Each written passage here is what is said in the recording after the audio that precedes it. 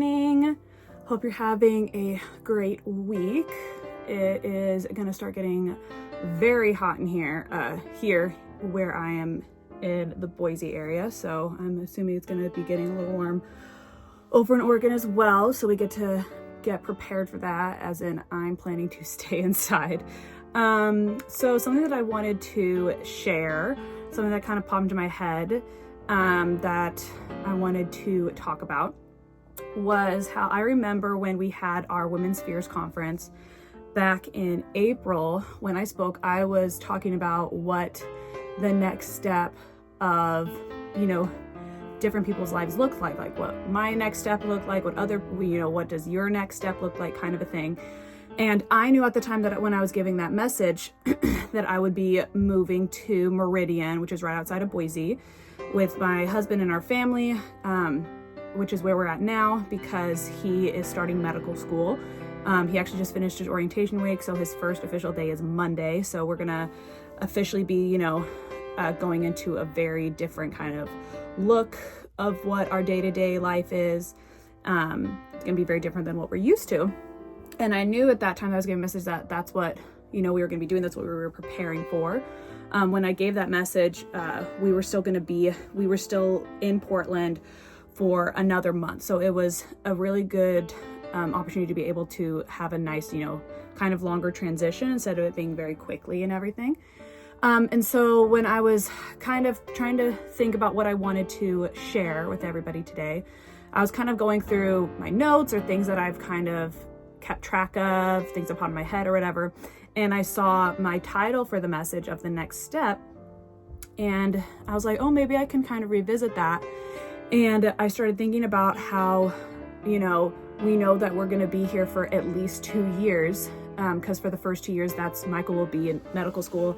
And medical school is 4 years, but his third and fourth year is when he starts doing clinicals, which means that he's actually helping in a hospital, attached to a doctor, with them on their rounds and everything. And he most likely won't be in Boise when he does that. He'll be moved to LeGrand, and that's in Oregon, and it's closer. And so then we're trying to decide, hey, do we stay here for 2 years and then me and the family move back to Portland? He kind of just stays in LeGrand, for 5 days out of the week.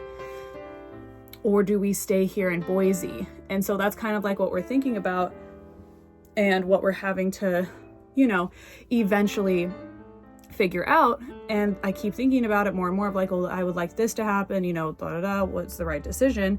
And then when I read my title, the next step, I realized that I was kind of going into the deep hole, so to speak, of trying to figure out what you want to do when it's not time for you to make that decision yet. I can start thinking about what I would prefer to do, what I would like to be the option, but we're not going to be making that option for another 2 years. And there's no point for me to try and figure it out now, because we have no idea what the next 2 years look like. It makes me think of how growing up, I thought that I would, graduate high school, go to college. After being in college 4 years, I would get married and immediately start having kids, to where I start having kids at 23 or something. And obviously in hindsight, that seems crazy. That's so young. Not that it's bad if anyone has kids that young, because, everyone's at different maturity levels and everything. So it's not necessarily negative. I ended up not getting married till I was 26. Still not old at all, right? And so it just makes me think of how it's you think that you can plan for your life to go a certain way, but you have no idea if it's going to go that way. You have no way for it to actually happen the way that you want it to. And for people who are very much planner people that want things to happen the way that they want them to happen, in the order and in the time frame that they want them to happen, it can be really hard waiting on God to tell you when to do something. It can be really hard when something doesn't go according to the plan that you have, the time frame, and it can be really stressful. It can be really discouraging. It can be really confusing. It can be really hard, and it can make you angry. It can make you sad, because you want to be able to plan for things. You want to be able to be prepared for everything, and we just won't be able to do that. We can obviously trust in God and and, talk to him about what our plan is, but ultimately whatever his plan is the one that we want to be a part of. And when we are getting discouraged, when we are getting anxious about what the future holds or about upcoming things that we can't really do anything about, but we want it to, go the way that is the best for us or for our families or for our situation, God hears that and God knows.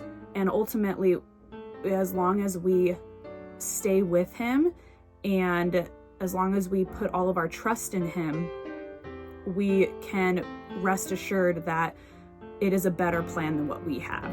It may not be what we're expecting. It may not be what we even think of, but God sees all. He sees every single possible turn. He sees every possible outcome, and he knows what's best for us. So that's just kind of what I had instilled on my heart to kind of share with you guys, is that yes, there are things that happen kind of immediate that we have to make a decision on.